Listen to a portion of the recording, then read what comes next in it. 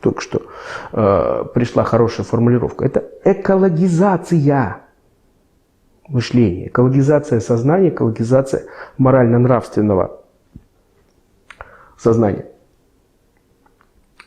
Вот путь внедрения норм планетарной этики, который совершенно практично, совершенно предметно может быть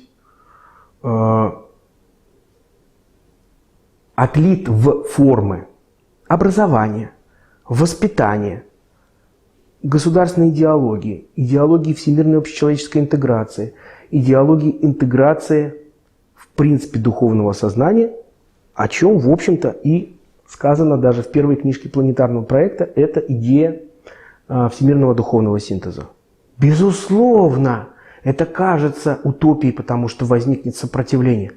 А давайте вспомним, любое новое мессианское прогрессивное учение не могло не встречать сопротивления, но его с необходимостью встречало, потому что это конфликт старого и нового, это конфликт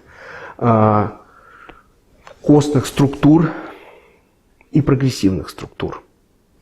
Это закономерная ситуация, но она не является непреодолимой.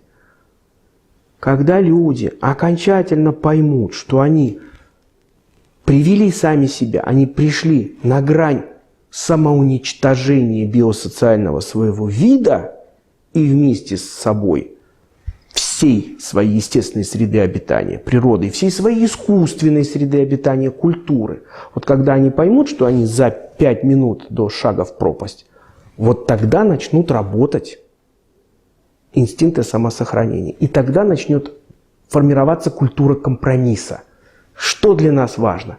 Для нас важно, чтобы культура компромисса была не просто сформирована, для того, чтобы она начала работать, отливаясь в институциональные формы, до того момента, когда не грохнет сингулярный скачок. Вот когда он грохнет, когда он произойдет, и когда искусственный интеллект, искусственный разум будет брать на себя все больше и больше властных полномочий, вот тогда наступит совершенно другая реальность, за которую мы уже ответа можем не нести. И очень хочется, чтобы еще в жизни нашего поколения вот эти вопросы оказались решены. И вот для этого мы работаем.